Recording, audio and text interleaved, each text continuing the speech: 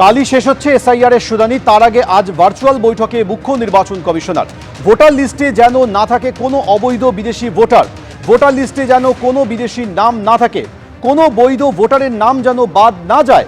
Virtual বৈঠকে হুঁশিয়ারি দিয়েছেন জ্ঞানেশ কুমার। কমিশন সূত্রে খবর, ভিডিও কনফারেন্সে রাজ্যের মুখ্য নির্বাচনী আধিকারিক মনোজ আগরওয়ালও অংশগ্রহণ করেন আজ। বৈঠকে ছিলেন রাজ্যের রোল অবজারভার এবং জেলা নির্বাচনী আধিকারিকরাও। জাল নথির ওপর ভিত্তি করে বিদেশিদের ছাড় দেওয়া নিয়েও সতর্ক করেছে নির্বাচন কমিশন। নথি যাচাই না করেই বিদেশিদের ছাড় দেওয়া প্রসঙ্গে ডিও এইরদের শাস্তির হুঁশিয়ারি দেওয়া হয়েছে। 5 বছর পরও বিদেশি চিহ্নিত আধিকারিকদের বিরুদ্ধে মামলার হুঁশিয়ারি দেওয়া হয়েছে কমিশনের তরফে। সোমবার বিকেল 5টার মধ্যে ডিএমদের নথি আপলোড করতে হবে বলে নির্দেশ দেওয়া হয়েছে কমিশন সূত্রে খবর। আর এই বৈঠক শুরু হওয়ার আগে রাজ্যের মুখ্য নির্বাচনী আধিকারিক মনোজ আগরওয়াল কি বলেছিলেন দেখুন। ইসিআই করছে, ফুল কমিশন করছে, ডিও সঙ্গে আমাদের সঙ্গে করছে ফুল কমিশন।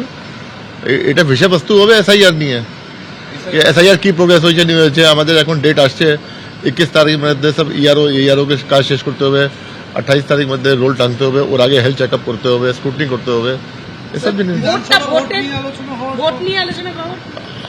আমার নলেজ নেই, যদি ওরা হঠাৎ করে করতে চান তো ওরা মালিক আছেন যেটা করতে চান।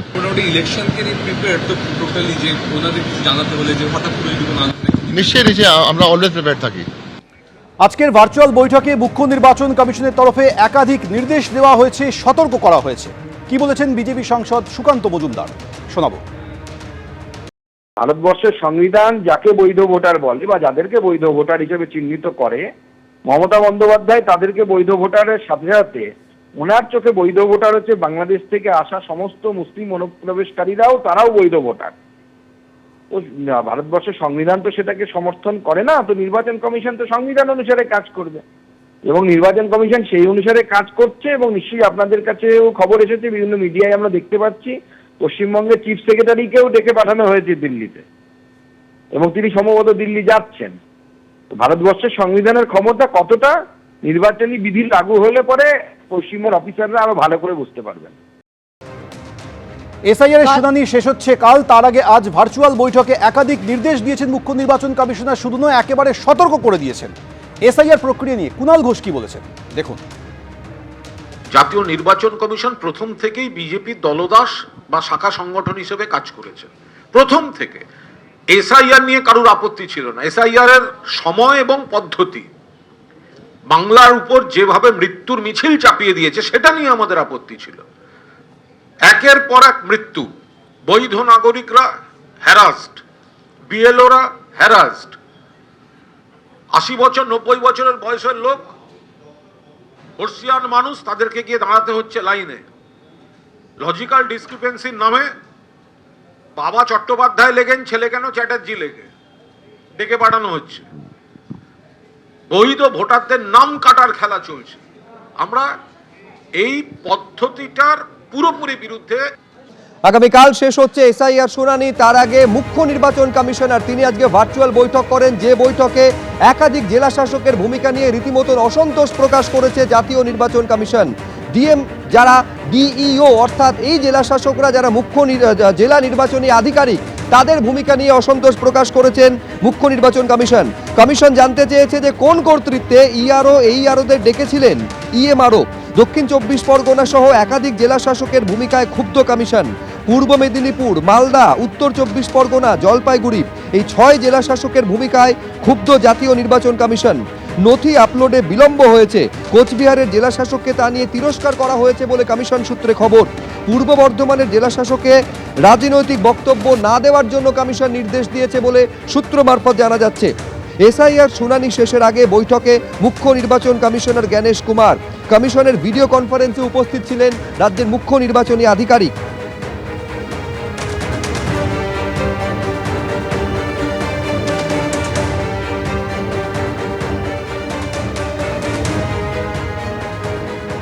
আর এরই মধ্যে রাজ্যের মুখ্য সচিব নন্দিনী চক্রবর্তীকে দিল্লিতে তলব করেছে জাতীয় নির্বাচন কমিশন। দুপুর 3টে নাগাদ তাকে হাজির হতে বলা হয়েছে। ঘড়ির কাঁটায় এখন 4টে পেরিয়ে গিয়েছে, অর্থাৎ নির্ধারিত সময়ের পর আরও 1 ঘন্টা পেরিয়ে গিয়েছে। আমি এই মুহূর্তের আপডেটটা জানবো সরাসরি।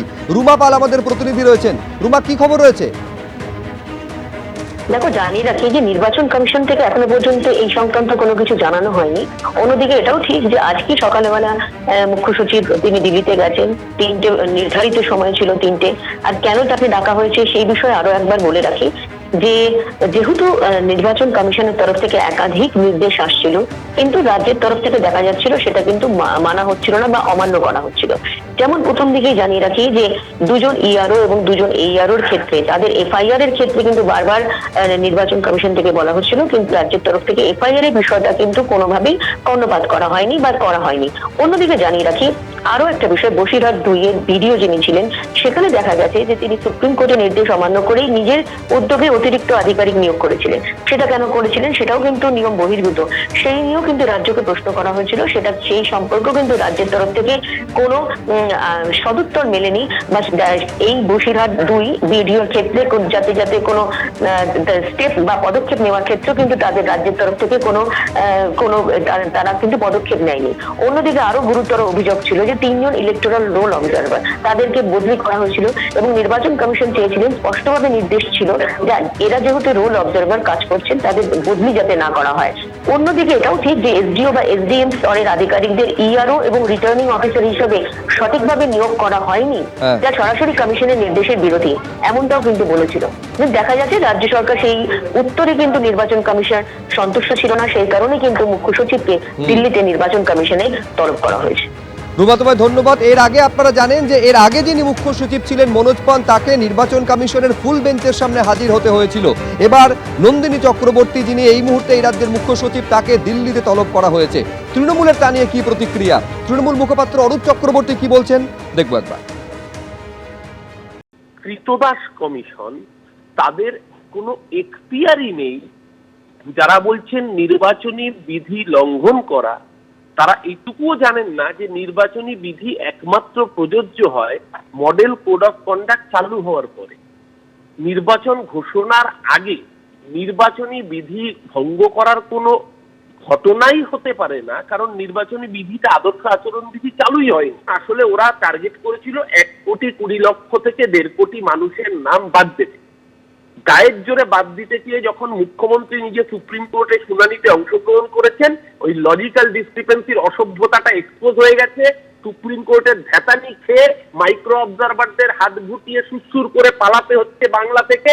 তখন এই ভোট চুরি করতে না পারার গায়ের ঝাল মেটানোর জন্য এই ধরনের অসভ্য বর্বর অর্ডার আবারও প্রমাণ করলো যে নির্বাচন কমিশন আসলে বিজেপির কৃতদাস কমিশন ছাড়া আর কিছুই নয়। মুখ্য সচিব নন্দিনী চক্রবর্তীকে দিল্লিতে তলব করা হয়েছে। জাতীয় নির্বাচন কমিশনের একাধিক নির্দেশ রাজ্য অমান্য করেছে বলে অভিযোগ সামনে রয়েছে। এছাড়াও নির্বাচনী আধিকারিক যারা এসআইআর এর কাজের সঙ্গে যুক্ত, তাদের ভূমিকা নিয়েও কমিশনের একগুচ্ছ প্রশ্ন রয়েছে। এই আবহে নন্দিনী চক্রবর্তীকে দিল্লিতে তলব, বিরোধীরা কি বলছেন তা নিয়ে দেখুন। পশ্চিমবঙ্গের এক শ্রেণীর আইএএস এবং আইপিএস অফিসারদের তাদের বারংবার কেন্দ্রীয় সরকারি নির্দেশিকা অমান্য করা অথবা নির্বাচন কমিশনের নির্দেশিকা অমান্য করা, এটা অভ্যেসে পরিণত হয়েছে। মুখ্যমন্ত্রীকে খুশি রাখতে গিয়ে তারা দেশের আইন, আদালত, সরকারি ব্যবস্থাকে উপেক্ষা করছে। শুধু টাকা নয়, আমি ব্যক্তিগতভাবে চাই নির্বাচন কমিশন তারা ব্যবস্থা নিক কঠোর। উনি তো কমিশনের নির্দেশ একাধিকবার ভায়োলেট করেছেন, রাজ্য সরকারের বা বলা যায় শাসক দলের দলদাসের মতো করে কাজ করে যাচ্ছেন, এই নিয়ে কোনো সন্দেহ নেই। কমিশন বলেছে কখনো এফআইআর করতে, ওনারা এফআইআর করেনি, আরো নানাবিধ ব্যবস্থা নিতে বলেছে, ব্যবস্থা নেয়নি। কিন্তু ঘটনাটা হচ্ছে এই ধরনের তলব ইত্যাদি আমরা আগেও দেখেছি, কিন্তু কোনো ক্ষেত্রেই কোনো কার্যকারী কোনো সিদ্ধান্ত আলটিমেটলি ইলেকশন কমিশন কি কখনো কেন্দ্র সরকারের স্বরাষ্ট্র মন্ত্রক তলব করেছে, তারা কখনো কোনো কার্যকরী সিদ্ধান্ত নেয়নি। এর আগে আমাদের মনে আছে বিজেপি নেতাদের গাড়িতে, যখন জেপি নাড্ডার গাড়িতে ভাঙচুর হয়েছিল, রাজ্যের 3জন আমলাকে এবং পুলিশ আধিকারিককে তলব করা হয়েছিল। তারা সেই তলবের উত্তরে গেল না, তারা বললো আমরা যাবো না। ওই গোটা স্বরাষ্ট্র দপ্তর, কেন্দ্র সরকার বসে বসে আঙুল চুষলো, কোনো ব্যবস্থা নেওয়া হলো না। আমরা আলাপন বন্দ্যোপাধ্যায়ের ক্ষেত্রে দেখলাম, বারবার করে কেন্দ্র তলব করলো, তিনি সেই তলবকে ভায়োলেট করলেন, তার বিরুদ্ধে কোনো ব্যবস্থা হলো না। এক্ষেত্রে আমরা দেখতে চাই কোনো কার্যকারী কোনো পদক্ষেপ হয় কিনা। আদারওয়াইজ এই ধরনের তলব আমরা আগেও দেখেছি, এতে কিছু হয় না। এবিপি আনন্দ, এগিয়ে থাকে, এগিয়ে রাখে।